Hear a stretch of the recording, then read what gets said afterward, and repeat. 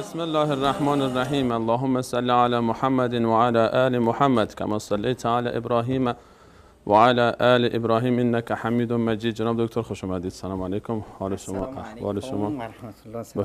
بفرمایید. کارگردان یک عکس هم بنداز. عکسو گرفتن دیگه، از این دوربین مسد گرفتن. شما بفرمایید تا من با بینندگان عزیز هم سلام علیک خودم رو شروع بکنم.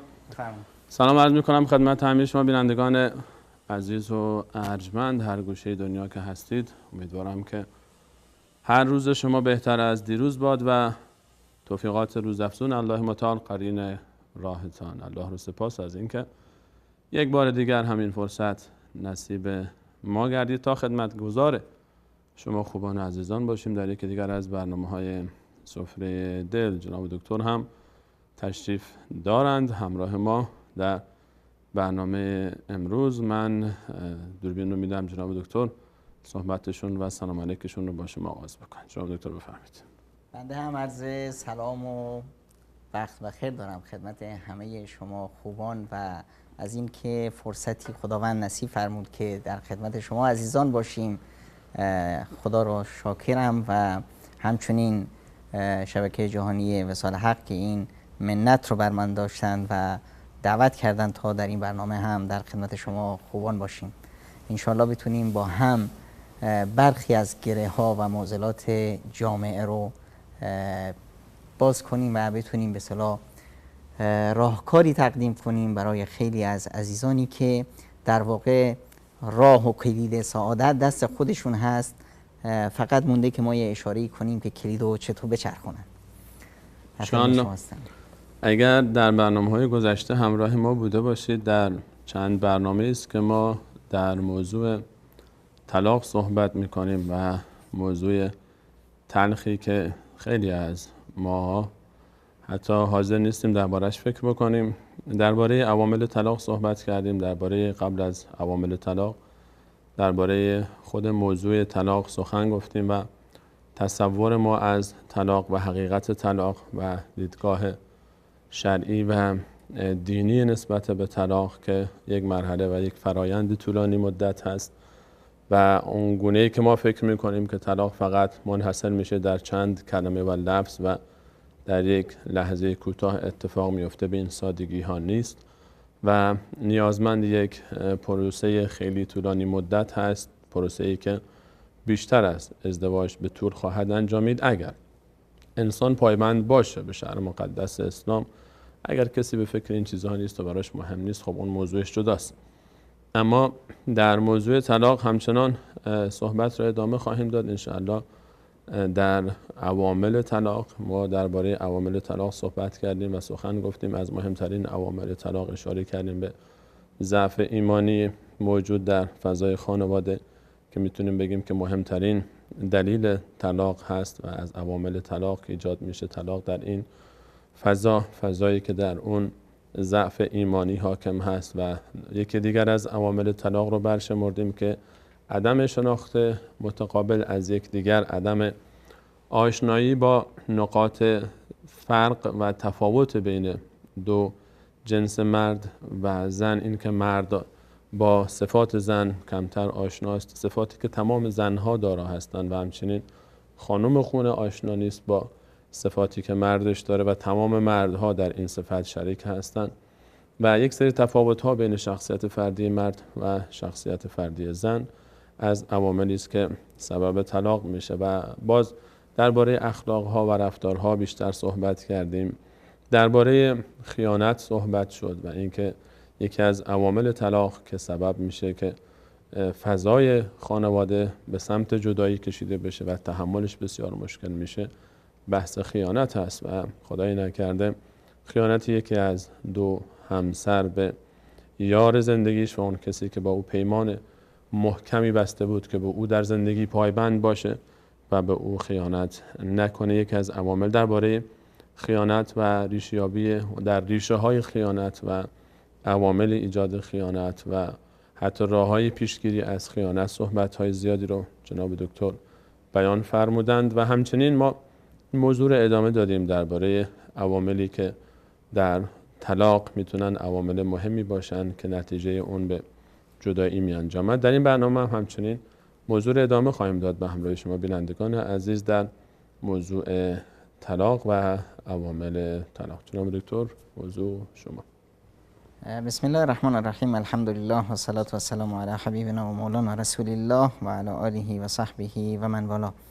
حقیقتش یه نقطه بسیار مهمی هم هست در قضیه طلاق و اون اینه که البته من آرزو داشتم که این از جمله عوامل طلاق نمی بود، چون هیچ گونه به اصطلاح بهانه‌ای نباید به دست خاصتا خانم ها میداد که به اصطلاح درخواست طلاق کنند. قضیه تجدید فراش یا به اصطلاح چند همسری، خانمی مثلا احساس میکنه یا شوهرش زن دیگه میخواد بگیره یا گرفته، اطلاع داده یا نداده.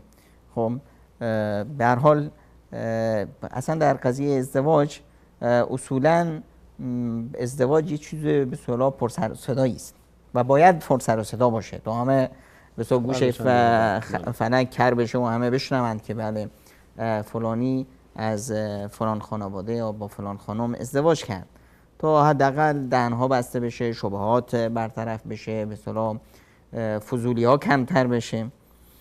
اما خب احیانا مردها بنا به دلایلی، حالا قضیه محبت بیش از اندازه است به همسر اولش، نمیخواد کنه ناراحت کنه یا بهش اطلاع بده، یا مسائل دیگه اجتماعی رو در نظر داره. خب قضایای روابط اجتماعی اطرافیان، پدر و مادر، خویشان، خانواده ها، اینا رو مد نظر داره، به اصطلاح اطلاع نمیده. یا نه این مسائل میدونه که یه روزی به هر حال درز میکنه، حالا امروز به اصطلاح شیشه رو میشکنه تا همه صدا رو بشنون و به هر حال هر چی سر صدا هست همون یه وقت تموم بشه. در هر صورت ازدواج صورت میگیره، ازدواج دوم، و اینجاست که بعضی از خانم ها دیگه براشون نمیتونن. بله واقعا هم سخته. من روی این مسئله هیچ بحثی ندارم که این یک فاجعه است برای خانم اول، خیلی مشکله. اما ما باید یه به اصطلاح معیاری، یک درجه از انسانیت رو هیچ وقت فراموش نکنیم. قضیه ازدواج، حالا من بر این نیستم که به اصطلاح همه مردا رو بگیم که به اصطلاح ازدواج مجدد بکنن، خب چون که هر مردی این توانایی رو نداره. خب بعضی از افراد هستن که اصلا ازدواج مجدد براشون کارساز هست. یعنی ازدواج مجدد در واقع این نیست که یک آقایی بخواد به خاطر یه مقدار هوسرانی یا نمیدونم یه مقدار اشباع عاطفی یا جنسی یا شهوانی بخواد لحظاتی رو با یه خانم دیگه هم سپری کنه. قضیه ازدواج مجدد یک پروسه بسیار سخت‌تر از ازدواج اول هست. ازدواج اول به هر حال یه چیزی هست که جامعه شما رو به اون طرف سوق میده، تشویقت میکنه، حمایت میکنه، کف هم برات میزنه و همراهیت هم میکنه. در ازدواج دوم اصولاً بیشتر موارد افرادی که با شما همراه میشن اون افرادی هستند که از نظر درایت و فهم و پختگی به اون مرحله رسیدن که حداقل شما هستی. کار به اصطلاح پروسه دوم ازدواج همیشه باید بر مبنای یه پختگی بیش از معمول در جامعه صورت بگیره و کار هر کسی نیست. یعنی هر کسی که به اصطلاح، واسه اینه که من میگم که به اصطلاح هر وقت ما کسی رو دیدیم که ازدواج دوم یا سوم یا چهارم انجام داده بود دستش رو باید ببوسیم. چون یک پرانتز از این طرف شما میفرمایید که ازدواج دوم یک فاجعه است برای کسی که برای خانم اول و خودتون هم قبول کردید که این فاجعه است برای اون و سخته. و از یک طرف دیگه شما میگید که دست شوهر رو باید بوسید. روی این که به اصطلاح برای زن اول شما تشویق میکنید که این فاجعه صورت بگیره برای زن اول. برای زن اول یه فرد است و این فاجعه در واقع برای زن اول درسته که یک تحملش سخته. به خاطر چی؟ به خاطر همون به اصطلاح قبل از این ما روی طبیعت و فطرت و ذات زن حرف زدیم که ذات زن غیر از ذات مرد هست. اصولا در ذات زن تحمل بیش از یک مرد، بیش یک شریک، یک کسی دیگر رو به اصطلاح بتونه احساسات و مشاعرش رو، عواطفش رو با بیش از یک نفر تقسیم کنه، این براش غیر قابل امکان هست. مشکله.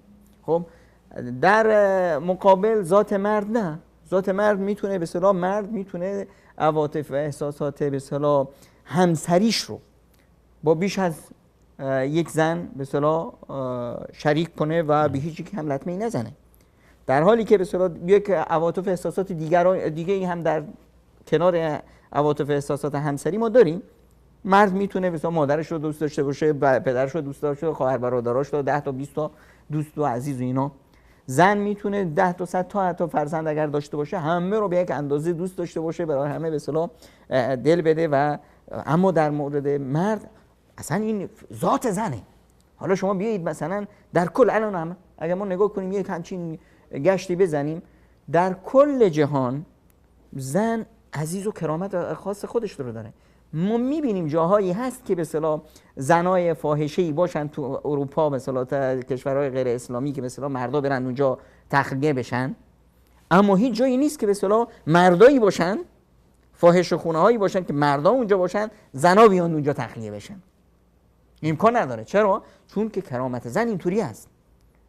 زن همیشه به اصطلاح طلب میشه، زن نمیره که به اصطلاح خودش رو خرد کنه. مرد اگر به اصطلاح زنش رو از دست داد، میبینیم که روز دوم در پی به اصطلاح زن هست و خیلی کم مردایی باشن که زنشون رو از دست داشته باشن و ازدواج نکنن. اما خیلی اتفاق میفته که زنی بیوه میشه، یه بچه داره، 2 تا داره، به خاطر به اصطلاح میگه که من به خاطر به اصطلاح اینی که نمیتونم یه مردی دیگه غیر از اون شوهری که به اصطلاح خیلی باهاش عشق داشتم، وفا داشتم، اون رو به اصطلاح فراموش کنم، نمیتونم کسی دیگه رو جای اون بذارم. این طبیعی است و چون که این طبیعی است، دین هم براش بها گذاشته. سخته، بله. هزینه بردار است، بله. جامعه این رو به اصطلاح این زن رو زیر فشار قرار خواهد داد، بله. زندگی، اهرام زندگی این رو خرد خواهد کرد، بله. این زن مرد باید بشه، پدر بشه، مادر بشه برای بچه‌هاش، همه چیز. واسه همین که این هزینه رو پرداخت کرد و هدفش بزرگ کردن و تربیت فرزندان بود، روز قیامت با پیامبر خدا صلی الله علیه و سلم همگام وارد بهشت میشه. وقتی رسول خدا صلی الله علیه و سلم وارد بهشت میشه، میگه که احساس میکنم که یک زنی میخواد که از من جلو بزنه. میپرسم کیه؟ میگن بله اینا همون زنایی هستند که به خاطر به اصطلاح رسیدن به بچه‌هاشون، ضایع نکردن بچه‌هاشون، حتی از این حق خودشون گذاشتن. اما همچین موردی رو در مورد مردا ما نمیتونیم سراغ پیدا کنیم. مردا به اصطلاح این ذاتش هست. حالا ما بیایم از زن این توقع رو داشته باشیم که بیاد به اصطلاح یک هوو رو برای خودش به اصطلاح تحمل بکنه یا قبول بکنه، این اصلاً خواستن به اصطلاح گل هست از نمیدونم آتیش مثلا. یعنی یه چیزی غیر قابل تصور هست، یه چیزی خارج از ذات زن هست. برای همین هم در به اصطلاح قوانینی که به اصطلاح هدف داغون کردن جامعه است، هدف یا اصلا طرفایی که این قانون رو گذاشتن اصلا از ذات انسانی، از نمیدونم مسائل روانشناسی ابتدایی هم خبر نداشتن، این شرط گذاشتن که آقا اگر میخواد کسی ازدواج مجدد بکنه باید اجازه زن اولش رو بیاره. میدونید این یعنی چی؟ این اول اینه که این افراد اصلا نمیدونن ذات زن یعنی چی. ثانیاً میخوان که به اصطلاح با پاتوق قانون و با چکش قانون بزنن زن رو نفلش کنن. طرف میخواد زن بگیره، خب هرگز زنش اجازه نمیده. خب چیکار میکنه؟ میاد اینقدر به این زن ظلم میکنه، فشار میاره روش، اینقدر به اصطلاح در تنگناش قرار میده که آخر به اصطلاح موافقت میکنه. یعنی حدی میرسونه که به اصطلاح آرزوی مرگ میکنه، میخواد آزاد شه از این فشاری که در حالی که این اصلا مثلا در هیچ دینی این معیار رو برای انسان نمیذاره. خب و در ذات مرد تعدد هست.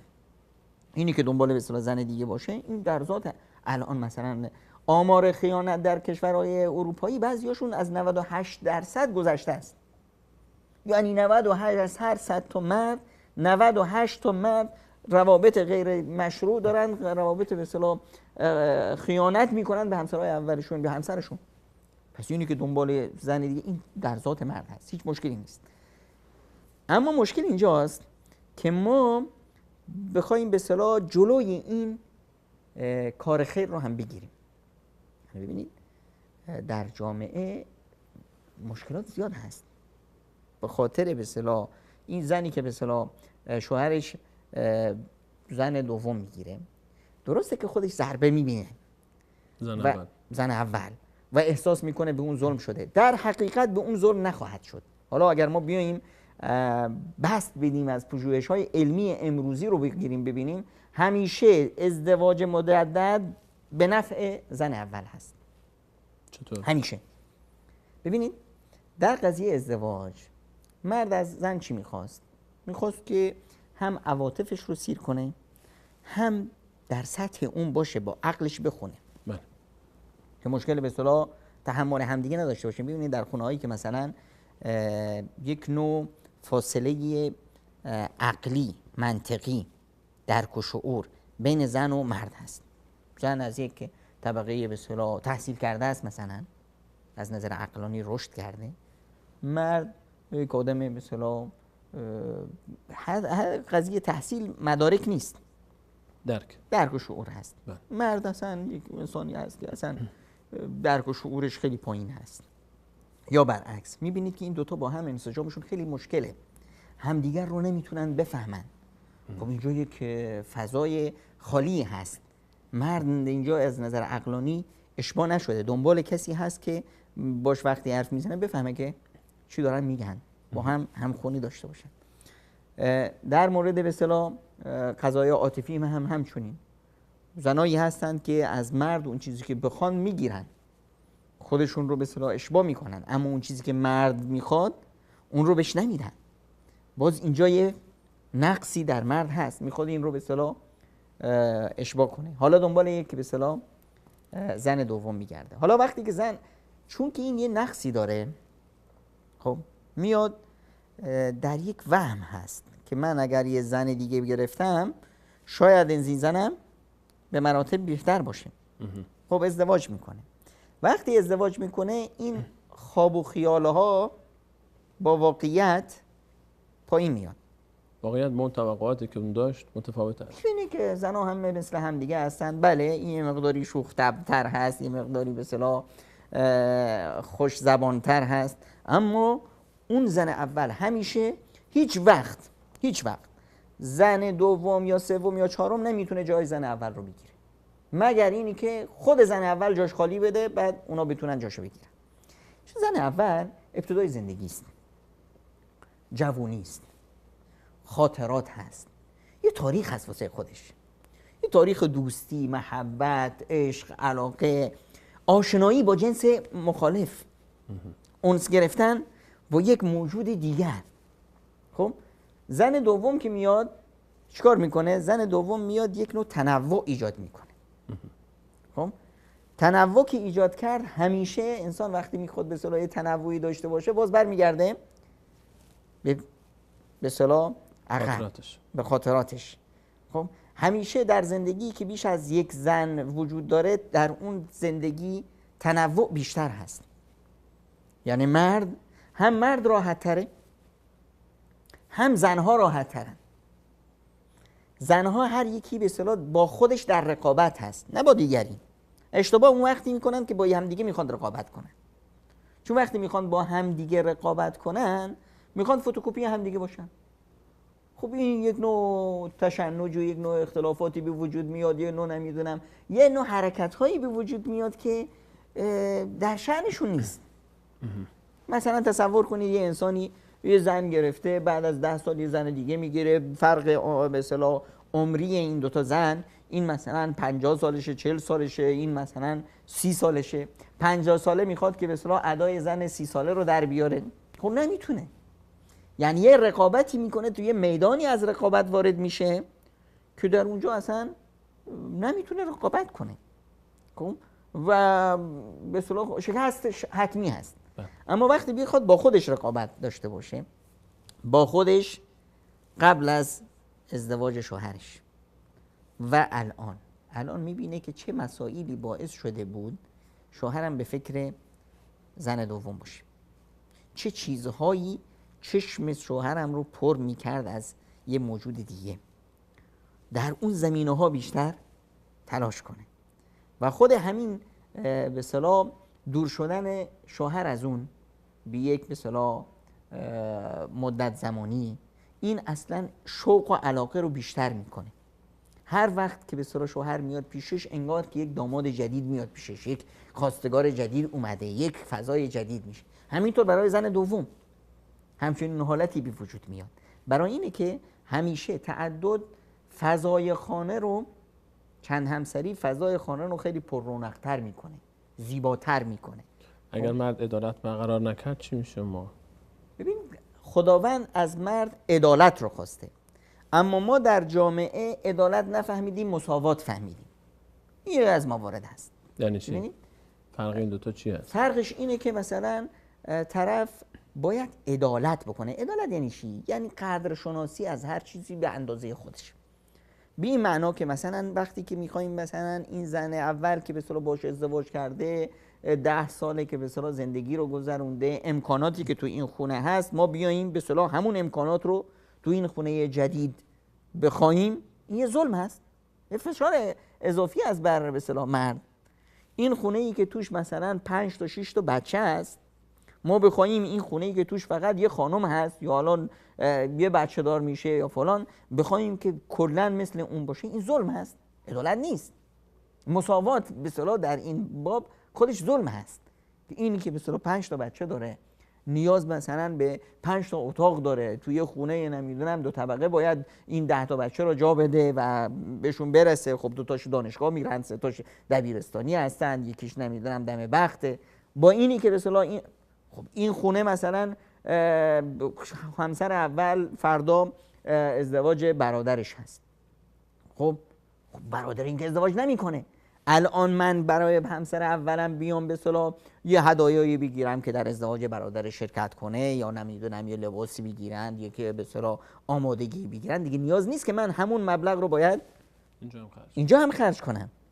خب اینجا باز روز بعدش اینجا که این همسر به اصطلاح بیمار میشه، همسر دوم نیاز به عمل جراحی هست و فلان هست، حالا میریم جراحیش میکنیم، عملش میکنیم، فلان میکنیم، این همه خرج شد. حالا بیام زن اول رو هم بگیرم شکمشو پاره کنم که اون رو اول باید دیگه مساوات. خب این مساوات هست اما عدالت نیست. خداوند متعال از ما عدالت رو خواسته و همچنین اشاره کرده که لن تعدلوا، نمیتونید این عدالت رو به هم برقرار کنید. یعنی چی؟ یعنی اینکه این مسائل رو باید زیاد به اصطلاح ملا نقطه‌ای نشد روش. این مسائل رو با یک محبت و با یک عشق با هم حل کرد. ما الان تو یک خانواده هستیم، تو یک خانه هستیم. حالا من بخوام به اصطلاح برای بچه بزرگم مثلا باید، خب نیازش هست، نمیدونم دانشگاه نیاز داره که باید لپتاپ همراهش باشه، نمیدونم باید چی باشه. حالا بچه کوچیکم میخوام عدالت اینجا هست نه مساوات. من میخوام که مساوات کنم، بچه به اصطلاح مصطفی که هنوز شیر میخوره براش لپتاپ بخرم چون که برای محمد لپتاپ خریدم. این که نشد. خب این مسائل رو چون که ما نفهمیدیم، جامعه مساوات رو با عدالت اشتباه فهمید، اومدیم به اصطلاح یک چیزای خیلی کوچیک رو بزرگ میکنیم. اینجاست که من آرزو دارم که ما بفهمیم و ما کان لمؤمن ولا مؤمنة اذا قضى الله ورسوله امرا ان يكون لهم الخيار. یک قانون اساسی است که آقای مؤمنان، آقای خانم ها، آقایون، اگر خدا و رسول برای شما یک قانون رو گذاشتن، این قانون الهی بر مبنای فطرت و ذات توه، دیگه حق نداری اینجا بگی نه. میری میگی چشم. و حتما هم آقای شیخ سلیمانی، من یه حرفی میزنم، حالا بعضی از خانم ها عصبانی هم میشن اما دهنشون هم وا میشه. من بعد از این همه سالی که ما سفره دل داشتیم و الان در این زمینه چقدر من مطالعات داشتم و همه اینا، به حقانه میگم آقای سلیمانی، اگر من زن می بودم به والله شوهرم رو مجبور میکردم زن دیگه بگیره. ببخشید یه سوال. حالا من یک دفعه هم که شده حداقل از خانم‌ها دفاع بکنم. الان که شما مرد هستی چرا زن دوم نگرفتید؟ این مسائل ببینید، قضیه اینی که زن دوم شما میخواید، هر مردی میخواد زن دوم بگیره. شاید بعضا نمیخوان. امکان نداره که ببینید پژوهش‌های علمی میگه، این مال ما نیست، ما شعار ندیدیم. بله. پژوهش‌های علمی میگه که هر موجود مذکری مردی، حالا چه گیاه باشه، چه درخت باشه، چه نمیدونم حیوان باشه، چه چرنده باشه، چه پرنده باشه، چه انسان باشه، همه تمایل به تعدد دارن. بله. و خدای حکیم همیشه در خلقت زنا رو بیشتر از مردا خلق کرده. حالا مثلا دوستایی که مثلا ما بچه خرما هستیم، درختای خرما دارن، از بین هر تا شاید 100 تا درخت خرما، درخت ماده یه درختش نره. نمیدونم اونایی که تو روستا هستن میدونن وقتی که مرغه میشینه روی به اصطلاح 50 تا روی 20 تا 10 تا تخم، یکیش خروس میشه. از هر به اصطلاح چند بار، از چند درزن به اصطلاح مرغ یکیش خروس میشه.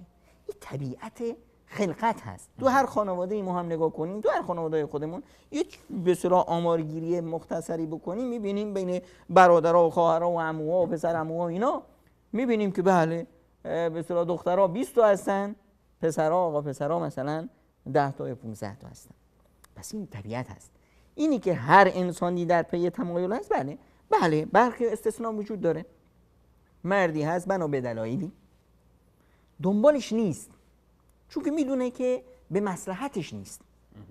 مثلا بعضی افراد هستن که اصلا نباید زن دوم بگیرن، افرادی که مثلا زود رنگ میگیرن. یعنی توی مجلسی افتاده، الان مثلا برنامه ما رو شنید، داغ میکنه که بیارم بعد زن بگیرم فلان، جوگیر میشه، بعد میره زن میگیره، میبینه که بابا نه این به اون سادگی ها نیست، واقعا هم ساده نیست. این زن نگرفته بوده، این جو گرفته بوده، این واقعا این جو گرفته بود و زن نگرفته بود. خب یا افرادی که مثلا ضبط صوتی هن، ضبط صوتی ها وقتی میشینه توی یه جایی بابا همه میگن زن گرفته، اون زن گرفته، من چرا از کسی کمترم، تو جو گیر شده رفت به اصطلاح زن گرفت. یا مزاجی هستن یا خیلی رومانسی هستن. خب اینا به اصطلاح جوگیر میشن زود. وقتی میان با حقایق زن دوم گرفتن، یعنی تغییر دادن کل معادله فرهنگی که تو جامعه هنوز جا نیفتاده، یعنی از خودگذشتگی و تفانی. اینی که به اصطلاح شما میخواید یه زن دیگه بگیرید یعنی چی؟ شما میخواید یه مسئولیت دیگه رو تحمل کنید. شما میخواید که به اصطلاح یک انسانی رو که تو یک، ببینید در جامعه ما خیلی فجایع داریم. طرف ازدواج کرده، ببینید هیچ وقت جامعه به انسانها ظلم نمیکنه اینقدر که زن به زن ظلم میکنه.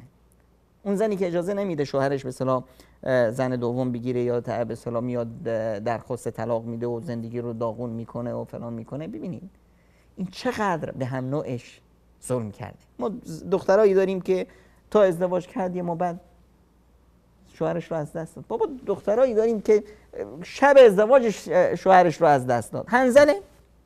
حنظله صحابی بزرگ خدا رحمتش کنه، غسیل الملائکه، فرشته ها اومدن غسلش دادن، حنظله رو شب ازدواج کرده بود، صبح تو احد شهید شد.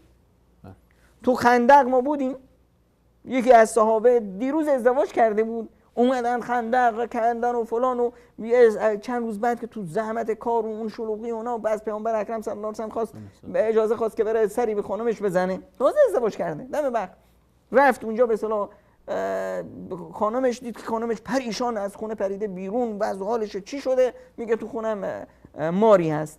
رفت ماره را بکشه، ماره زده شد به اصطلاح شهید شد. خب مثل اینها زیادن تو جامعه. اصلا طلاق ما گفتیم که یک رحمت الهی است برای خیلی‌ها. طرفی که به اصطلاح بنا به دلایل اشتباهی، حالا زن یک مردی شد که این مرد معتاد از کار در اومد، این مرد نمیدونم بیدین و بد اخلاق و بد جنس و بد خوب از کار در اومد، یه مردی بود که زندگی به اون جهنم بود، حالا خواست از این جهنم راهی پیدا کنه، بعد ما بیایم بهش بگیم که نه مواظب باش، طلاق گرفتی دیگه فرصت ازدواج نیست که نیست، میسوزی میمیری، با همین جهنم باید بسوزی بمیری. این که نشد. این واقعا ظلم نیست. خب این خانومی که میاد ازدواج، بله ازدواج مثل پودکست برای زن اول، اما به مرور زمان احساس خواهد کرد که نه، من چون که به خاطر به اصطلاح خداوند و به خاطر از خودگذشتگی اومدم این به اصطلاح سختی رو تحمل کردم، خداوند همین رو آرامش میکنه تو خونه ها، همین باعث سعادت میشه، همین باعث یک نوع تنوع و محبت بیش از اندازه میشه. ازدواج دوم همیشه یه پتکیه که به نفعمونه، یک پتکیه که به نفعمونه. کسی هست که به اصطلاح یه درمان بسیاری از بیماری های داخل خانه هم هست. بعضی وقت هاست که زنها باید برای حل خیلی از مشکلاتی که تو خانوادهشون هست شوهرشون رو تشویق کنن که زن دوم بگیرن. این سوال من جوابش هنوز من جناب دکتر باز دوباره این رو شما تاکید کردید. اول گفتید اگه من خودم خانم می بودم شوهرم رو مجبور میکردم زن دوم بگیره. من گفتم الان که شما خودتون مرد هستید چرا هنوز زن دوم نگرفتید؟ بازم هنوز جواب سوال من ندید. من گفتم که ببینید قضیه اینی که این سوال خیلی از این خواهرانی که از دست یکی از این خواهران کاش پیامش میمد پیش من فراموش کردم برم جلو دوربین نوشته بود. من از این با این محتوای کلامشون این بود، معنا نقل به معنا میکنم. نوشته بود من از این آقای سلیمانی خیلی بدم میاد. همچنین خیلی رو هم کشیده بود با 6 تا یا و لام و گفته بود به خاطر اینکه حالا صحبتی که جناب دکتر میکنه کتک و پتکش رو سر من بنده میاد. فرموده بودن این خواهر محترم که همش دیگران رو تشویق میکنن به زن دوم و در حالی که آقا اگه دلت میخواد زن بگیری، با این تعبیر اگه دلت میخواد زن بگیری که خودت بگیر، چرا شوهرای ما رو تحریک میکنی برای زن گرفتن؟ بعد آخرش هم نوشته بودن حسبنا الله و نعم الوکیل. و ظاهرا ایشون ماشاءالله اهل قرآن و اهل تحصیلات دینی هم بودن، چون این تعبیر آخریشون نشان از این بود که ماشاءالله از درک و فهم قرآنی بالایی برخوردارن. حالا این سوال رو الان شما جواب بدید. الان شما میگید که من اگه خودم بودم تشویق میکردم، الان که مرد هستید هنوز نگرفتید، چرا؟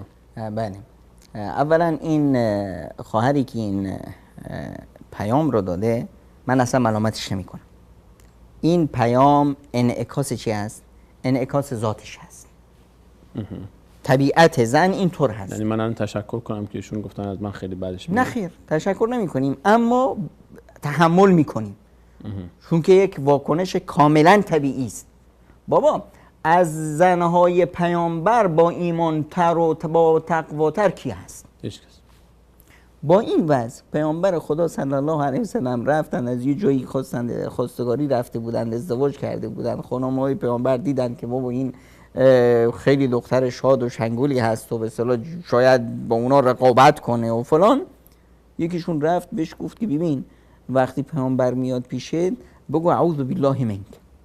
اون بیچاره هم ساده همینجوری باور کرده گفت. بیچاره هم که خب به هر حال اینا همسرای پیامبرن، اخلاق پیامبر رو بهتر میدونن، به هر حال نصیحتی کردن تا پیامبر وارد شد گفت اعوذ بالله منک، پناه میبرم به خداوند از شما. خب پیامبر فرمودن که واقعا به بزرگی پناه بردید، پس خلاص شما در پناه هستید، برو پیش خانواده‌ات. خب اینی که به اصطلاح این به خاطر چی بود؟ به خاطر همون ذات زن اینطوری هست.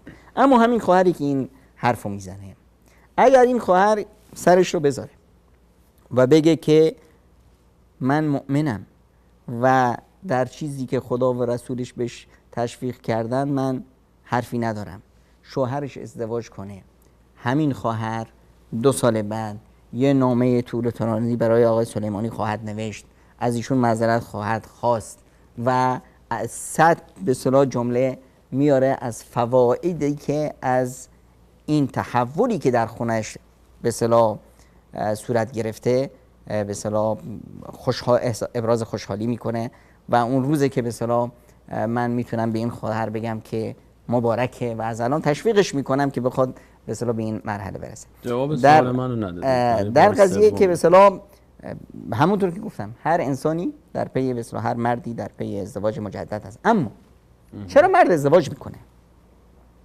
هر مردی ازدواج به خاطر به اصطلاح یه ازدواج اول رو هر مردی انجام میده. به این معنا که به اصطلاح حالا مرد باشه خودش دنبالش میره، یه کم کمتر باشه جامعه به زور زنش میدن، چون قضیه چی هست؟ قضیه پوشاندن یک فرد عریان هست که جامعه تحمل نگاه کردن به اون فرد عریان نداره. ناموسیه کلا. قضیه ناموسیه. خب یعنی یک جوونی وقتی میاد تو خونه شما برای همین سلام احوال پرسید، از خویشاست، خویشای خیلی نزدیک.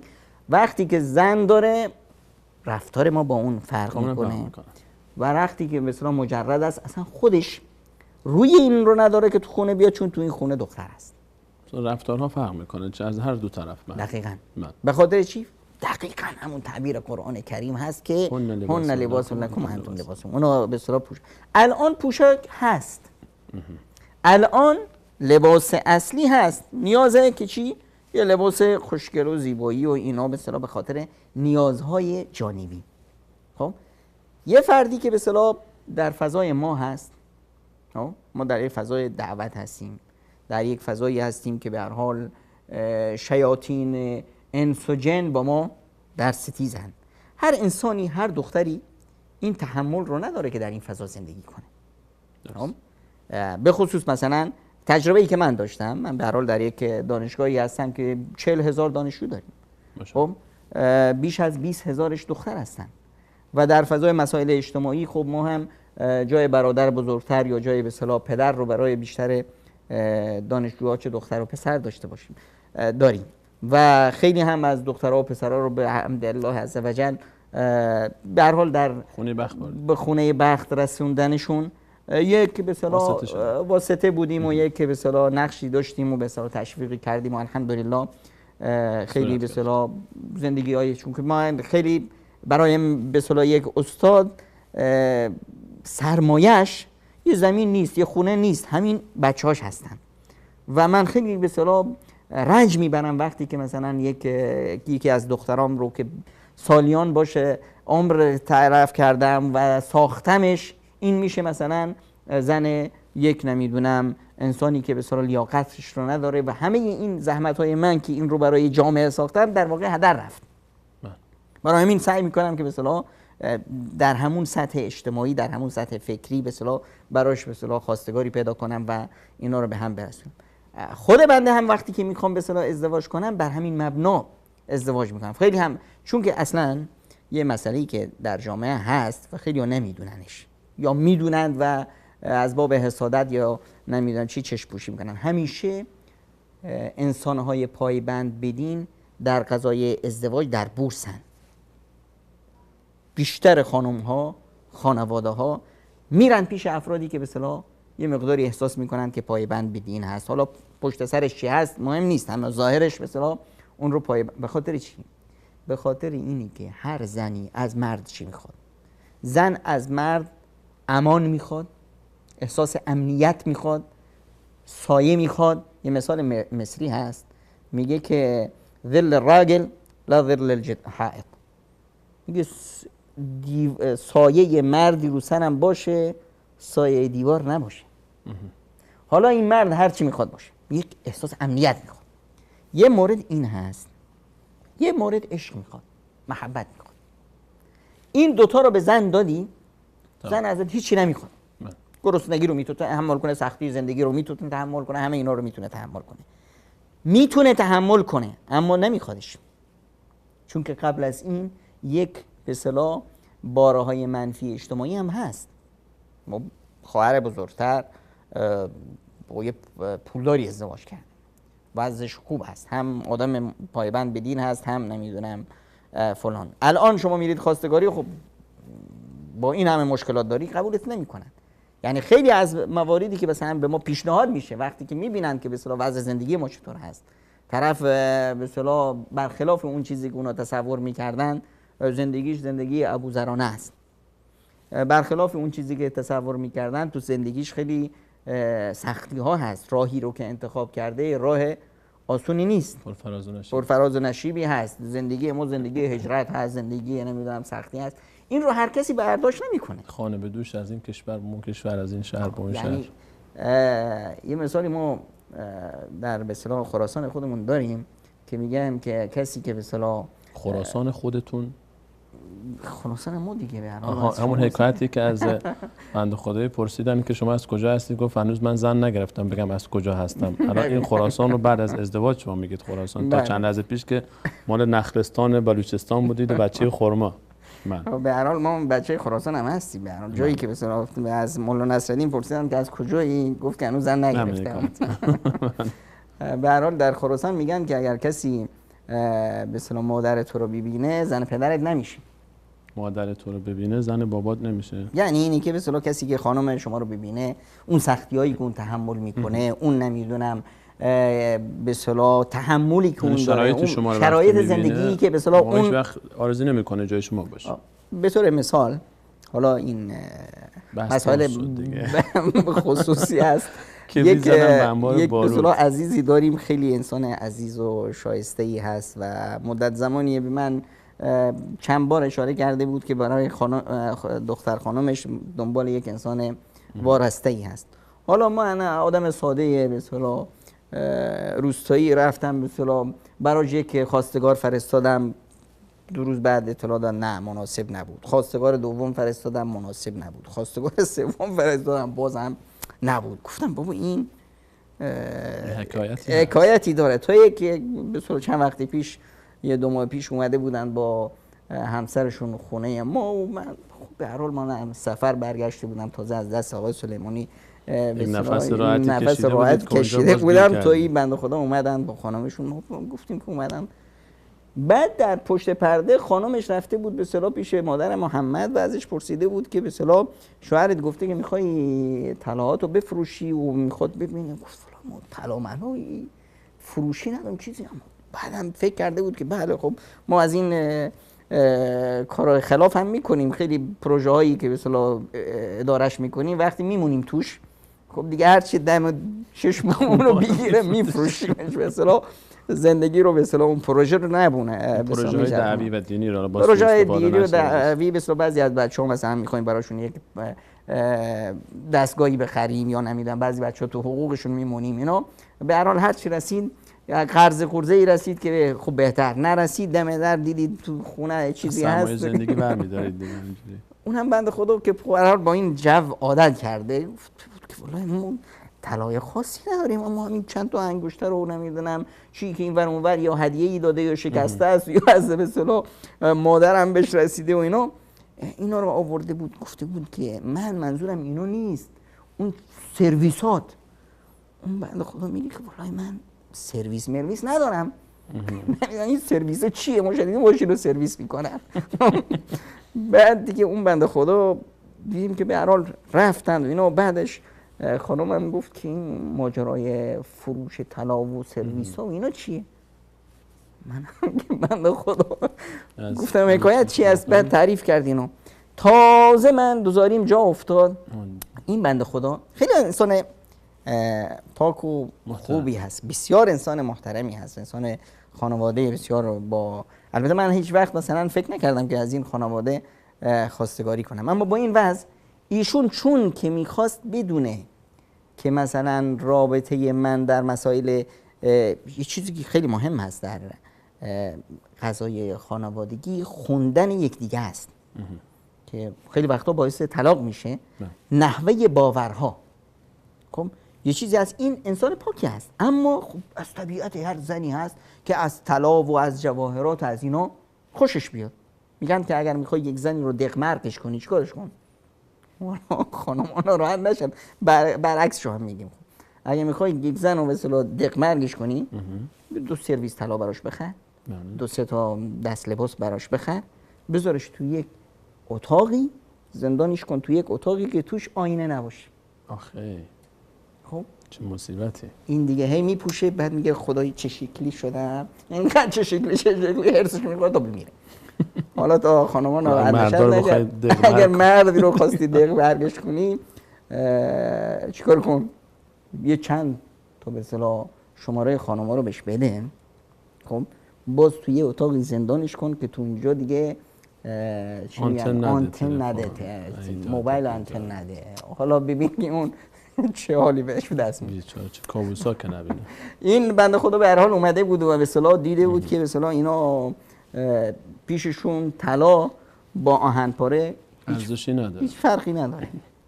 خب الان دیگه این بر این مبنا الان داره برنامه ریزی میکنه. ما از این موارد زیاد داشتیم که به اصطلاح افرادی حالا افرادی که به اصطلاح ما رو عمو تلقی کردن اینجا رفتیم. خب به اصطلاح هدف این بود که خانم بسیار محترمی بود، اونم هدف ما به اصطلاح از ازدواج یا این به اصطلاح یک کسی رو میخوای به اصطلاح در مسیر دعوت همکارت باشه، هم بارت باشه، بتونه به اصطلاح همیارت باشه. رفته بودیم یه جایی و به اصطلاح همچین نیتی به هر حال بود، وقتی به انسان به اصطلاح وسوسه میشه. حالا یک نیتی داشتیم، وقتی رفتیم در خونه رو زدیم، حالا این خانمه میفهمید نمیفهمید، باباش گفت که کیه؟ باباش خیلی انسان محترمی است و از عزیزان هست. ایشون خانمه به اصطلاح دختر خانمه گفت که عمو جان اومده. دیگه حالا که ما شدیم عمو جان چی دیگه، این به هر حال سفیدی زودرس به اصطلاح محاسن ما یه مقداری بازار ما رو کساد کرده. آقای سلیمانی، من تشکر میکنم و پوزش میطلبم. معذرت میخوام که مقداری احساس میکنم پامو از گلیمم فراتر گذاشتم. من واقعا از شما معذرت خواهی میکنم. فقط خواستم من این سوال رو عمدن به خاطر این پرسیدم که چون میشنوم بعضی وقتها بعضی از خواهران، حالا اونی که به من گفتید که من با کمال میل، خواهر بزرگواری که هرچی گفته بودن بر روی دیدگان ماست و بر روی سر ما جا داره کلام شما، این صحبت رو من فقط من باب این مطرح کردم که شاید در دل بعضی از عزیزان این صحبت پیش بیاد که چرا حرفی میزنید که خودتون عمل نمیکنید. به هر حال وقتی صحبتی مطرح میشه و این رو مناسب نیست و منصفانه نیست که ما صحت و سقم اون مطلب رو بیایم چون فلانی خودش حالا شاید 100 تا دلیل برای این کاری که انجام میشه یا انجام نمیشه وجود داره و دلایل شرعی و محکمه پسند هست و دلایلی است که هر کسی خبر بشه و نیاز نیست مطرح بشه، اون دلایل کاملا کار رو توجیه میکنه. به این معنا نیست که چون حالا من سلیمانی اگر یک حرفی رو اینجا مطرح کردم و شما در وجود من این حرف رو فعلا در عمل من نمیبینید پس این حرف از بی خوبون باطله. نه، این استدلال و این تفکر و این نوع برخورد با حقایق مشکل ما رو حل نمیکنه. این سر توی برف کردن مثل کپ که ما کلمون رو زیر خاک بکنیم، این ما چون خودمون دوست نداریم پس بهانه تراشی بکنیم بگیم آقا پس اگر این حرف درست چرا فلانی فلانی فلانی، نگه اینو اون وسط کشیدن در حالی که ما نمیدونیم خیلی از مسائل رو مناسب نیست. و من به همین قدر بسنده میکنیم. از قدیم گفتن العاقل و یکفیه الاشاره و میان برنامه میبینیم برمیگردیم در خدمت شما عزیزان. خواهیم بود با ادامه موضوع بررسی عوامل طلاق.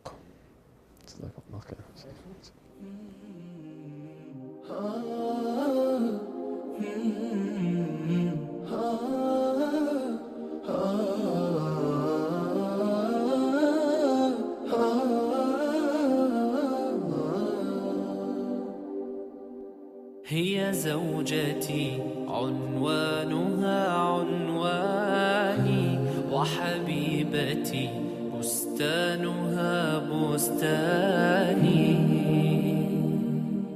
ورفيقة العمر الذي أيامه في بيتها أزكى من الريحان.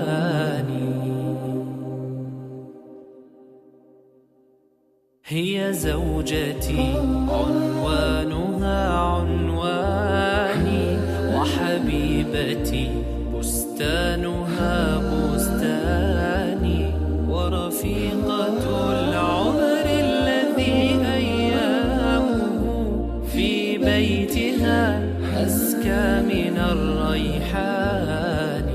هي أم أبنائي وروضة مهجتي وشريكتي في الفرح والأحزان. هي من إذا مل الفؤاد رأيتها زهرا جديدا يانع الألوان. وإذا اشتكيت من الصعاب وجدتها سهلا مريحا لين الأركان. وإذا أتيت من الظهيرة متعبا كانت كأنفاس النسيم الحاني.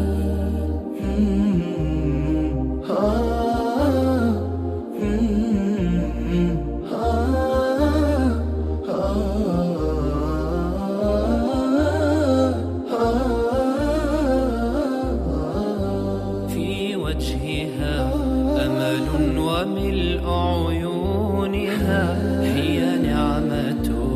الرحمن يا إخواني نمشي على درب السلام وفي يدي يدها فتشعرني بكل أماني في وجهها أمل وملء عيونها هي نعمة الرحمن يا إخواني نمشي على درب السلام وفي يدي يدها فتشعرني بكل أماني هي أم أبنائي وروضة مهجتي وشريكتي في الفرح والأحزان هي من إذا مل الفؤاد رأيتها زهرا جديدا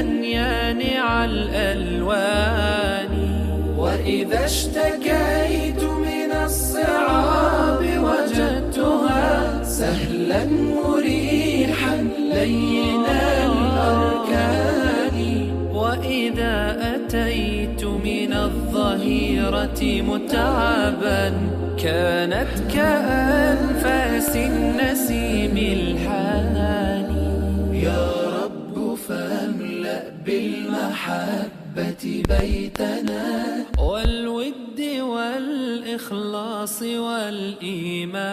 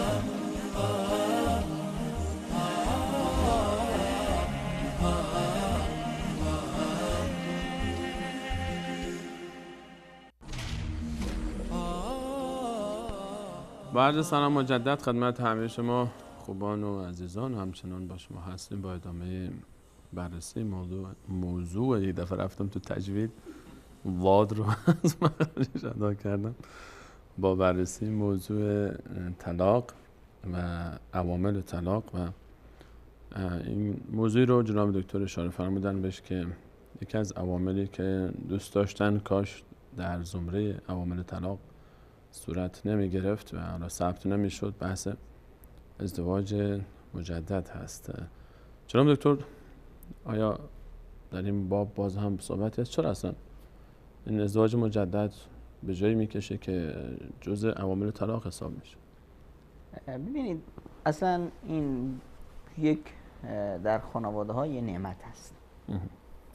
خانواده ای که بیشتر توش خدا باشه، توش به اصطلاح انسان دوستی باشه. ببینید وقتی که شما میایید ازدواج میکنید به خاطر اینی که یک خانواده دیگری رو از یک معضله وجود یک خانم دختر، حالا چه دختر باشه چه نمیدونم بیوه باشه چه مطلقه باشه چه به اصطلاح دختر دم بخت باشه یا دختری باشه که به اصطلاح در عرف جامعه بهش میگن ترشیده یا فلان، این برای یک خانواده یه معضله است.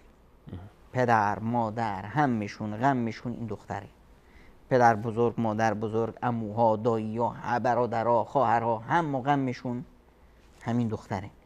یعنی تصور نمی‌کنید استاد سلیمانی، از هفته پیش یکی از شاگردان با من در تماس هست، از دختران به اصطلاح، ایشون از یک خانواده‌ای هستند که پدر مادر وفات کردن و خودشون الان 29 سالش هست، تا حالا کسی در این خونه رو نزده.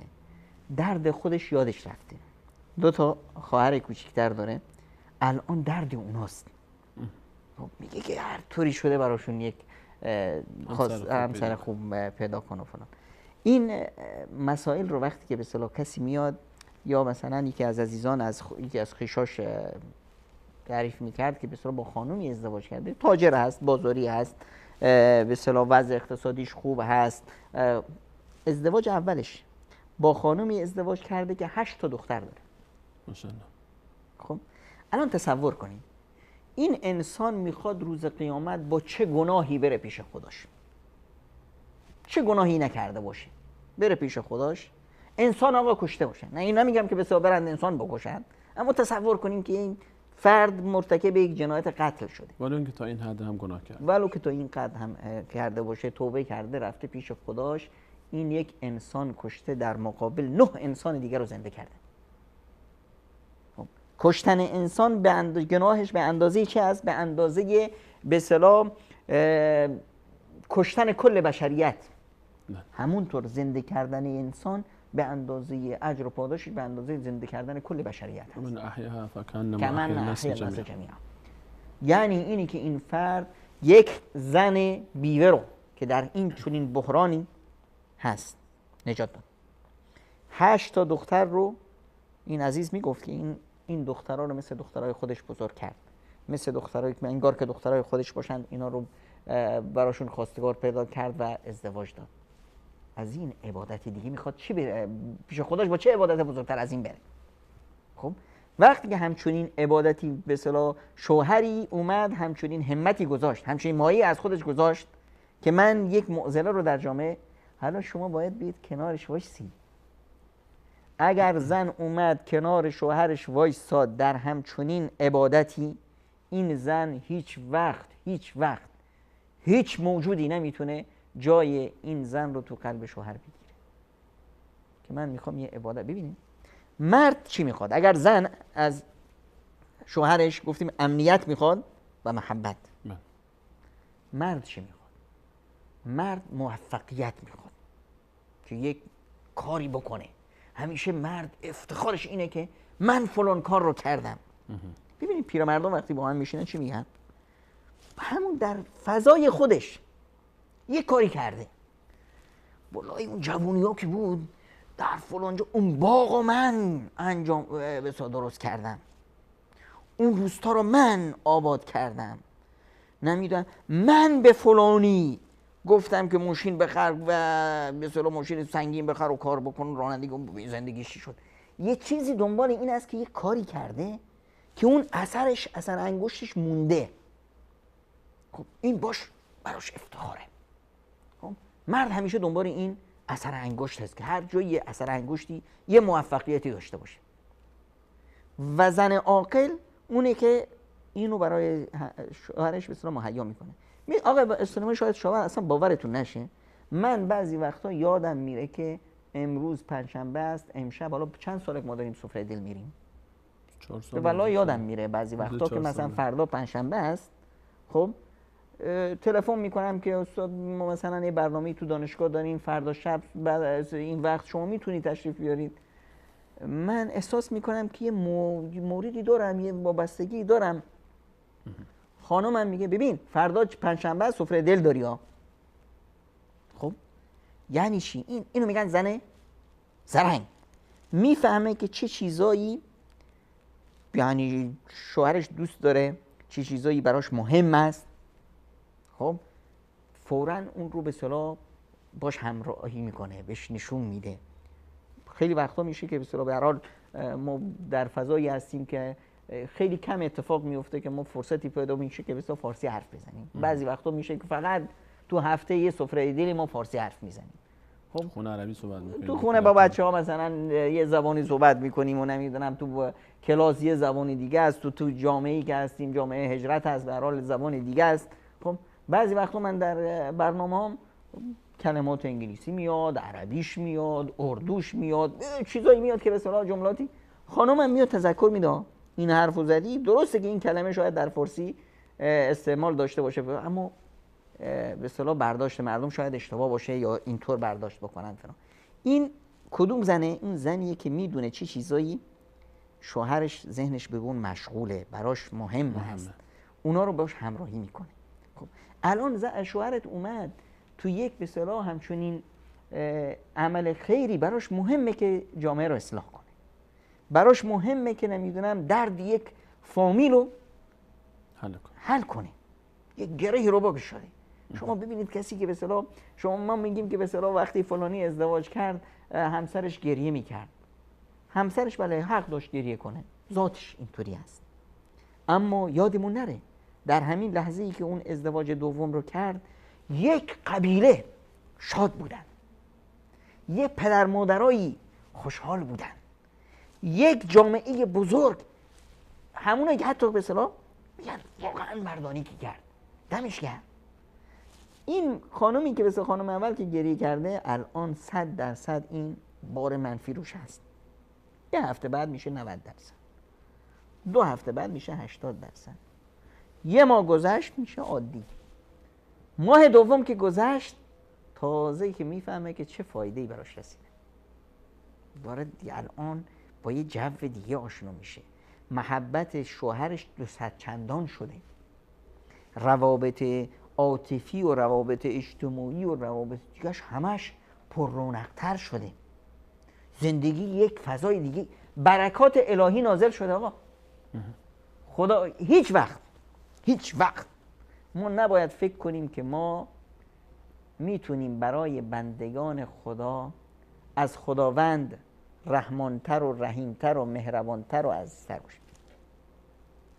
خالق هست، انسانی رو خلق کرده و اسمش هم هست الرحمن الرحیم که ما هر روز میگیم بسم الله الرحمن الرحیم، الحمدلله رب العالمین، الرحمن الرحیم، 1000 بار تکرارش میکنیم، بعدم تو سینمون جا پیدا نکنه واقعا دیگه نامردی هست که داریم میگیم الرحمن الرحیم هست.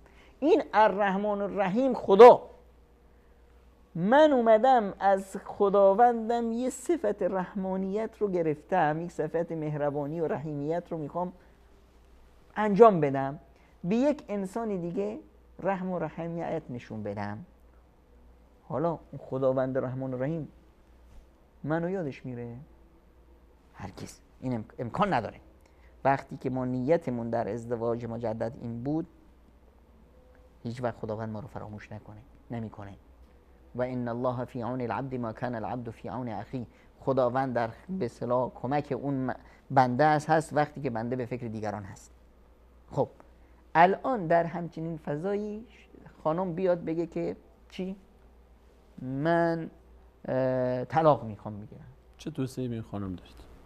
اولا این حرفش یک جنایت هست، این حرفش یه جنایت هست و گناهی هست که روز قیامت پیامبر خدا صلی الله علیه و سلم میفرمایند. این رو آقای سلیمانی نمیگه، عمرا نمیگه، این رو رسول خدا صلی الله علیه و سلم میفرمایند. هر زنی هر زنی طلب طلاق کرد از شوهرش بدون سبب وجیه، روز قیامت بوی جهنم، بوی بهشت که هیچی، نزدیکی بهشت هیچی، در بهشت هیچی، بوی بهشت به دماغش نخواهد رسید. این یه جنایت هست.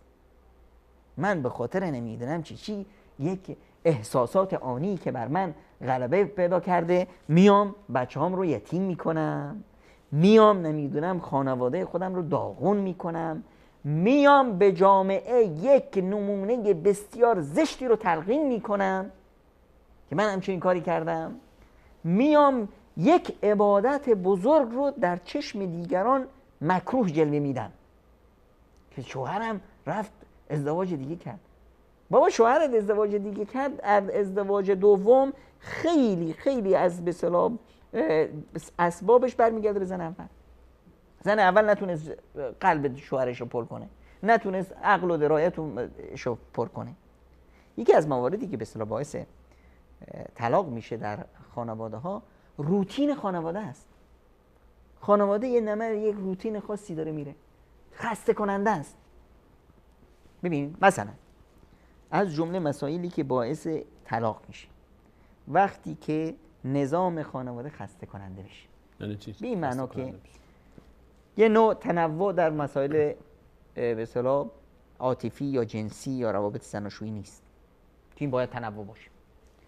یا ببینید یک تشبیه قرآنی برای ازدواج این هست که نساؤکم حرث لکم، یه نوع باغبانی است، یه نوع میوه‌ای میخوایم از این زندگی برچینیم. خانواده‌ای هستن که خداوند بهشون اولاد نداده، زنی هست صاحب فرزند نمیشه. توصیه من به این زن اگر میخوای شوهرت رو داشته باشی و اگر میخوای برای همیشه در زندگیش خوشبخت باشی، اولین کاری که میکنی برو یک زن مناسب برای شوهرت پیدا کن، ازدواجش بده، همه شو هم خودت به عهده بگیر. اگر این کار رو نکردی طلاق در این خانواده حتمی است. 100% در این خانواده طلاق صورت میگیره، یا طلاق واقعا به جدایی به اصطلاح میکشه، یا طلاق عاطفی صورت میگیره که البته این واژه زیاد زیبایی نیست اما هست که همون مرد حتی اگر مرد آدم ترسویی باشه، آدم بخیلی باشه، آدم نمیدونم بی جرأتی باشه، نمیتونه خودش اقدام کنه ازدواج بکنه، هرگز نخواهد گفت بعد از 5 سال 6 سال حد اکثرش 10 سال هرگز نخواهد گفت که من ازدواج نکردم، من ترسو بودم، من بخیل بودم، من نمیدونم فلان سبب باعث شد. میگه که اگر هم نگه تو چشاش میگه که تو نگذاشتی من زن دیگه بگیرم، تو باعث شدی که من به اصطلاح میوه زندگی و صاحب فرزند نشم. رابطهش روز به روز سردتر میشه. خب اینجاست که دیگه این زن عاقل باید میرفت این زنش رو شوهر میداد.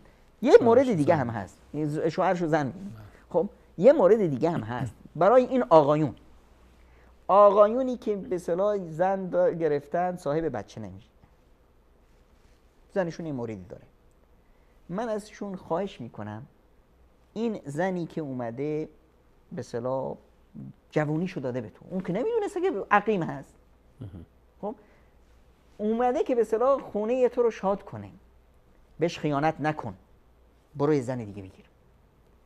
چرا؟ پژوهش‌های علمی میگه که انسان در این خانواده‌هایی که به اصطلاح زن اول بچه دار نمیشه، افراد رفتن زن دوم گرفتن، 75% از این جور خانواده‌ها زن اول صاحب بچه فرزند شد. وقتی که تو نمیخوای ازدواج بکنی میگی که من به خاطر وفایی دارم، دروغ میگی.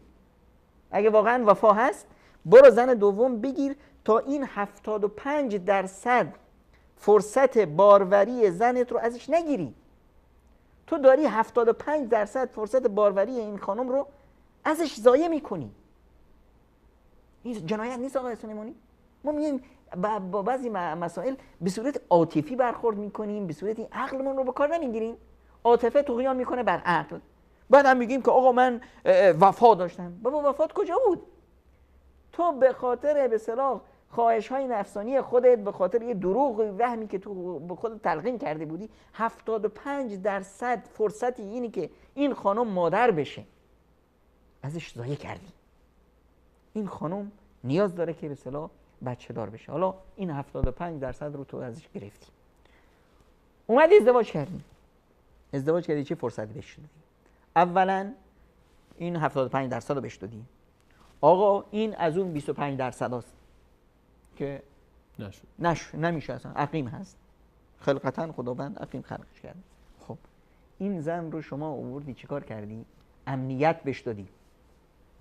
دو چیز گفتم، زن دو چیزو میخواد، یکی محبت، یکی امنیت. الان این زنی که صاحب بچه نمیشه، این درست شبیه به اون به اصطلاح گوسفندی بود که طرف آورده بود، نمیخواست که این به اصطلاح چاق و چله بشه. پادشاه گفته بود اگر ببینم 1 کیلو از وزنش اضافه شد میکشمت. چیکار میکرد؟ روز غذا بهش میداد، شب گرگه رو میآورد نشونش میداد، خب ذوب میشد. تو یه سال تو در تمام این مدت زندگی امنیت رو از این خونه برداشتی. این زن مثل همونه که احساس میکنه هر لحظه تو زن میگیری، میترسونیش. بابا ترسوندن بدتر از زدن. برای این در مسائل تربیتی اخلاقی ما میگیم نزن، بچه رو نزن، بترسونش. اگه این کارو میکنه میزنم اینا. این زدن یه هیبتی تو بچه میذاره، اشتباه نمیکنه، مواظب هست، ترس داره. کتک خوردم. یه بار زدیش، دید بابا همچین دردم نداشت. همچین درد نداره، به هدفم رسیدم، یه کمش 2 سیلی هست. بعد دیگه ترسش میریزه. عادی میشه براش. عادی میشه. در مسائل ازدواج گفتیم نه عادی نمیشه، خیلی خوب میشه. تنوع در زندگی میشه، شادی میشه، یک نوع مثلا زندگی رونقی برای خودش پیدا میکنه. اون به اصطلاح ریتمی که باعث میشد به طلاق بکشه از بین رفت. خانمایی که مثلا میل ندارن که زیاد بچه دار بشه، 2 تا بچه آورد دیگه نمیاره، حالا خلقتا نمیاره، خداوند بهش نمیده، بیماری پیدا میکنه، نمیدونم خودش نمیخواد، آقا ما گفتن که تو مدرسه گفتن بچه کمتر زندگی بهتر، یک به اصطلاح حرفی رو نشخوار کردن دادن تو گوش ما هم باورمون شده. این خانم اگر میخواد سعادت خانوادهش رو، آینده خودش و فرزندانش رو حفظ کنه، عاقل این خانمی است که میدونه که شوهرش بچه میخواد، میره برای شوهرش یک همسر مناسب پیدا میکنه. چرا؟ چون که میدونه که این زن دیگه که میاد توی به اصطلاح مسیر زندگی، این باعث میشه که اون قسمت ناقصی که در شوهر هست اون اشباع بشه. شوهر بچه میخواد، بعضی‌ها اصلا خیلی خوششون میاد که 10 تا 20 تا بچه دار بشه، اشکر میخوان. و اینجور انسان‌ها خیلی انسان‌های به اصطلاح والا مقامی هستند اصلا. چرا؟ چون اینا میفهمند که معنای زندگی چیه. سرمایه گذاری میکنه برای خودش، سرمایه گذاری برای آیندهش میکنه. اینی که بیا بگی که نمیدونم حرفایی که به اصطلاح تو به اصطلاح فیلم‌ها نمیدونم، بابا این فیلمایی که به اصطلاح به خورد جامعه میدن، این فیلم‌ها رو ما میدونیم که کی درست میکنه. ما استاد دانشگاه هستیم، میفهمیم به بچه‌ای که به اصطلاح تو رشته نمیدونم فیلم سازی میاد بیرون و نمیدونم فلان چقدر بارشه. این چی میفهمه از مسائل نمیدونم روانشناسی جامعه، چی میفهمه از نیازهای جامعه، چی میفهمه از درد جامعه. اومد آقا یه چیزی یه جایی شنیده، به تو فیلم بیگانه دیده و نمیدونم فلان و خوشش اومده و حالا داره نشخارش میکنه که آقا بچه زیاد اومد زندگی فلاکت میشه. تو سناریوش کم آورده، شخصیت مونده، یه نفر بیشتر کاراکتر نمیخواد، بقیه حذف کرده، خرجش کمتر شده. خب این مسائل رو که به اصطلاح تلویزیون به اصطلاح برنامه‌های غیر به اصطلاح علمی داره میده، خب اینو فرهنگسازی اشتباه میکنه. آقا میگه که نمیدونم اگر 10 تا بچه داشته باشی نمیتونی تربیت کنی. اگر تو بتونی 1 بچه رو تربیت کنی 100 بچه رو تربیت میکنی. در مسائل تربیتی خانواده نیاز نیست که شما 10 تا بچه رو تربیت کنی. نیاز هست که شما فقط سرمایه گذاری کنی، بچه اولت رو تربیت کنی، بچه دومت رو تربیت کنی. شما یک خانواده یه فضا ساختی، یه فضای نمونه. هر بچه دیگه که بیاد خود به خود رنگ میگیره. اونم برای دومی خود به خود بهش یاد میدن چطور تو این فضا، تو این جامعه ساخته شده قرار میگیره. مثلا ما تو خانواده‌مون 5 تا بچه دارم، با هم عربی حرف میزنیم. یه استاد به اصطلاح مهندسی هست و خیلی اومد میگه که تو چطور بچه‌ها تو عربی یاد دادی؟ گفتم من یاد ندادم. من با محمد عربی حرف زدم، محمد که یاد گرفت، در یک الان ما چیکار کردیم؟ یه فضا ایجاد کردیم. ساجده خانم که اومد تو این فضا اومد، خود به خود یاد گرفت. خود به خود یاد گرفت، نیاز نبود که من بهش یاد بدم. الان به اصطلاح عبدالله که اومد از همشون بلبل‌تر شد، فاطمه که اومد ماشاءالله از همشون بلبل‌تر. به این صورت به اصطلاح تو این فضا قرار گرفت. در به اصطلاح تربیت محمد من تنها بودم، اما در به اصطلاح تربیت ساجده من هستم، محمد هم هست با مادرشون. در برای تربیت به اصطلاح عبدالله الان ما 4 نفر شدیم.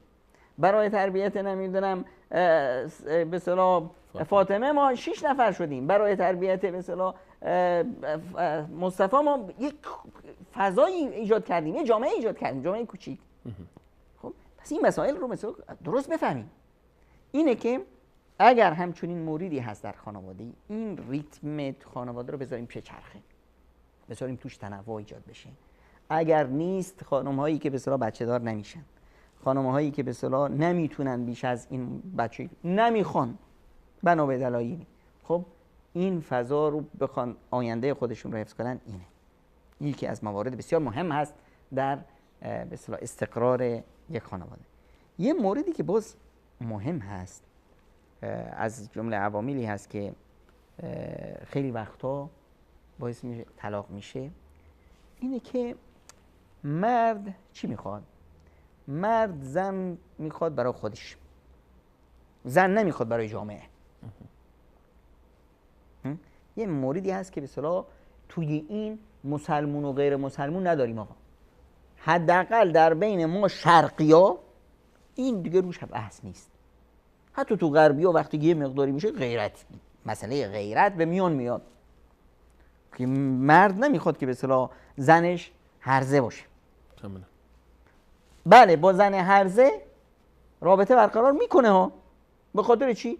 به خاطر نمیدونم یک نوع لذت آنی، یک نوع فسادی که توش شده، یک نوع نمیدونم برداشتایی که بهش تلقین شده، یک دوستای نابابی از یه فضایی به هر حال.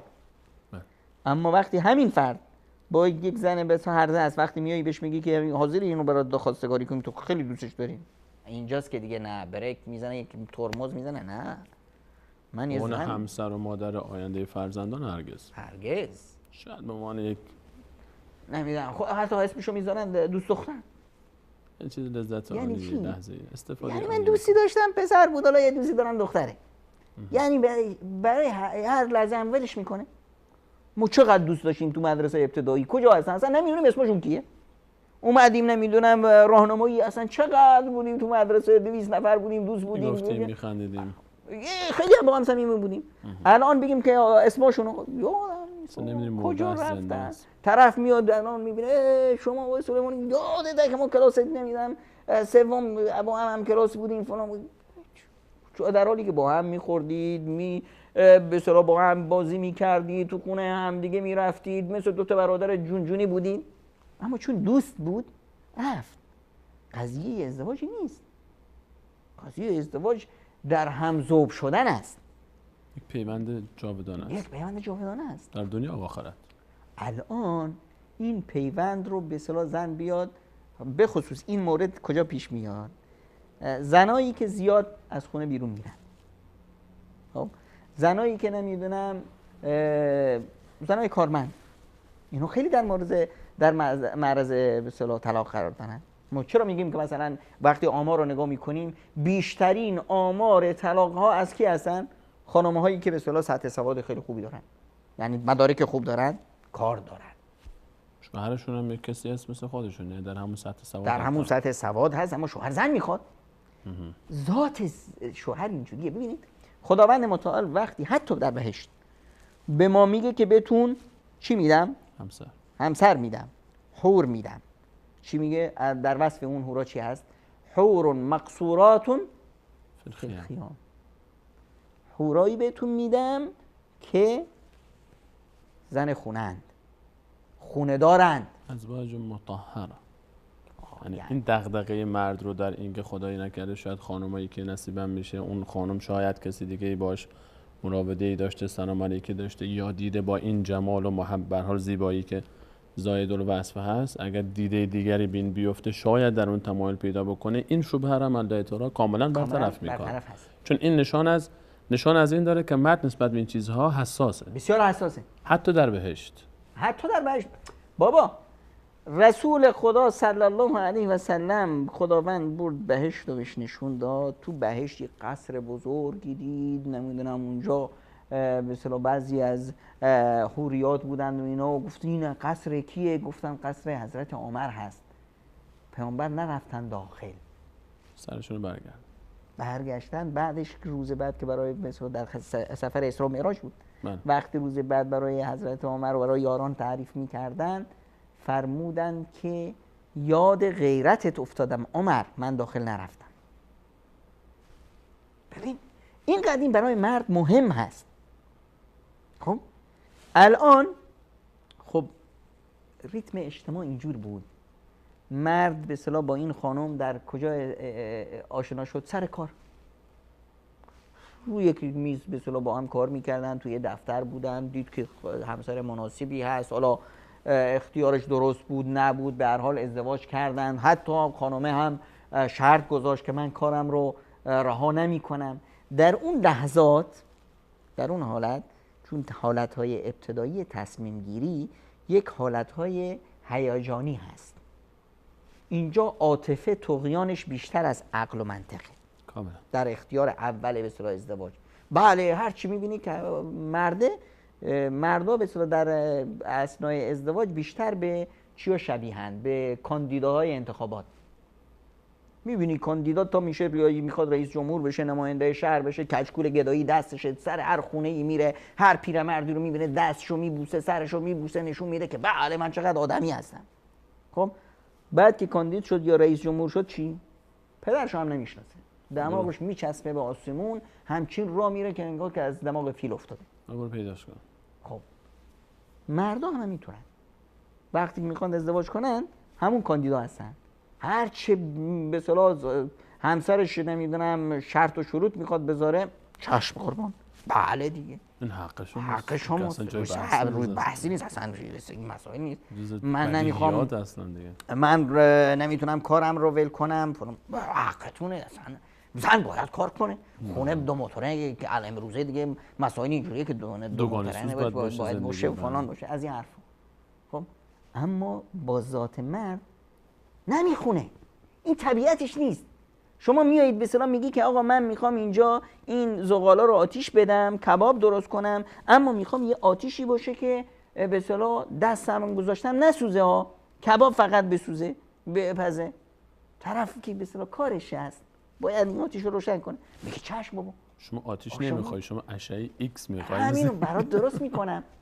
اما وقتی که درست شد دیگه میبینید که نه مسئله فرق کرد. هیچ مردی این رو تحمل نداره که زنش بره نمیدونم با هر مردی شوخی کنه، بخنده، فلان کنه، حتی اگر نخنده خیلی هم محتشم باشه، وسوسه که گم نمیشه.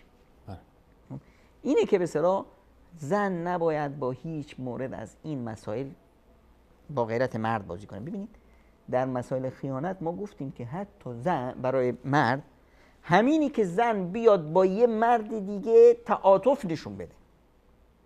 من رفتم نمیدونم معلم مدرسه موردی به اصطلاح بود تو مدرسه برای بچه‌م و فلان و رفتم عصبانی، اونجا که رفتیم حق با معلمه بود، عصبانیت من بیجا بود.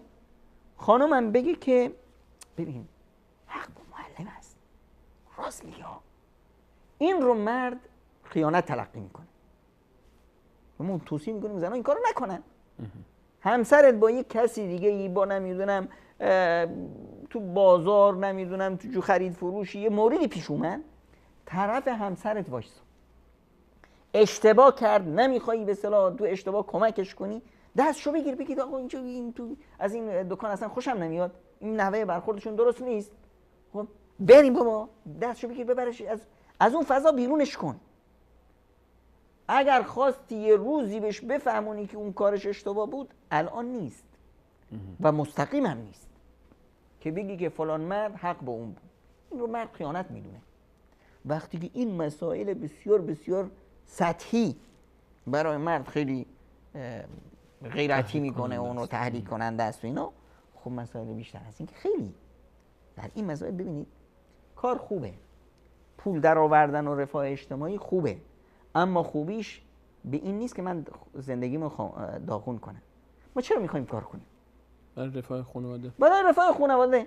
اما اگر این رفاه باعث شد که اصلا خانواده ریشه‌کن بشه، خب من میخوام نمیدونم کار کنم که چی بچه‌هام بهتر بپوشن، نمیدونم LCD بگیرم، نمیدونم LED ما عوض کنم، نمیدونم فلان کنم، یه رفاه اجتماعی.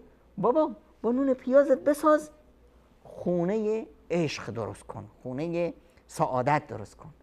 اما اینی که ما بیاییم خونه رو همونطور گفتیم که بیاییم این مسائل ربط باز پیدا میکنه با برق خونه. اون مثالی که زدیم خونه رو آقا درست کردی در بهترین رفاه اجتماعی، خونت 20 نمیدونم پرده ها با رموت میره بالا و نمیدونم دیوارش با رموت میره بالا و پنجره ها با رموت میاد پایین و فلان، از این حرفا.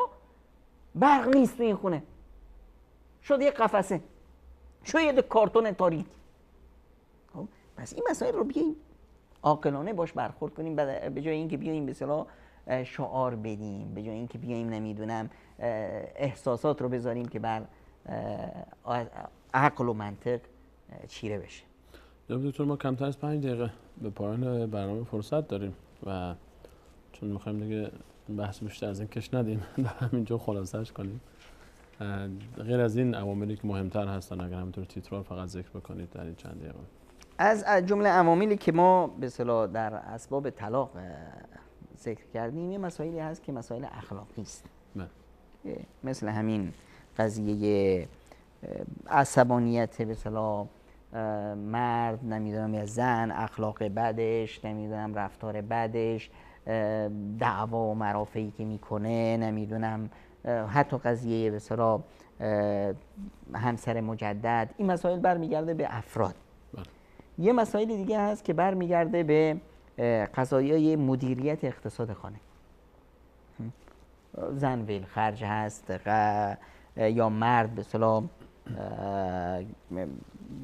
اصطلاح بخیل طبع هست، یا مثلا در حال درآمدشون 20 هست و خرجشون 21.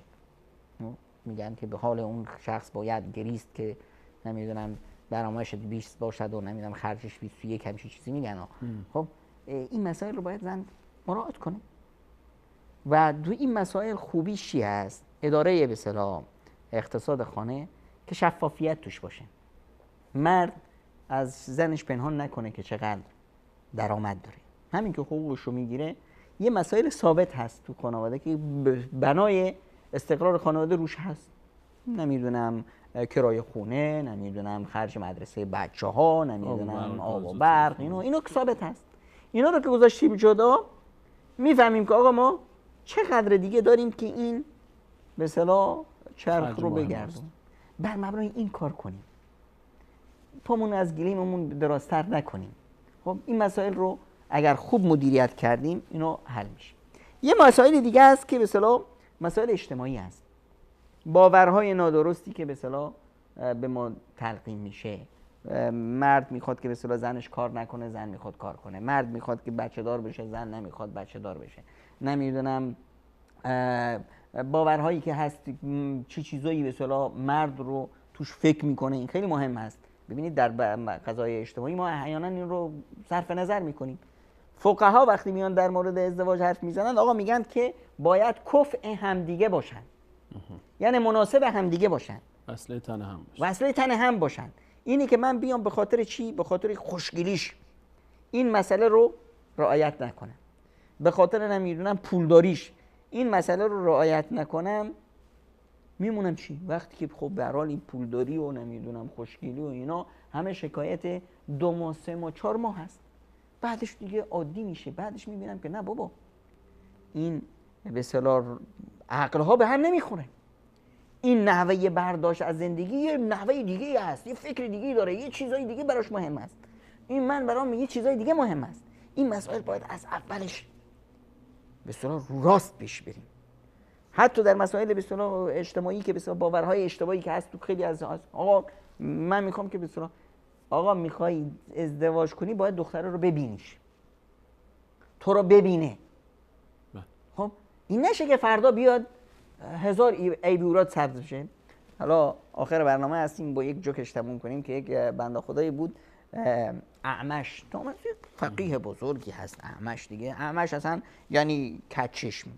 خب این بنده خدا به اصطلاح زنی گرفته بود و زندگیشون خوب میرفت و تازه زنه کشف کرده بود که به اصطلاح غیر از اون چشمش که کجه، خب پاش هم میلنگه.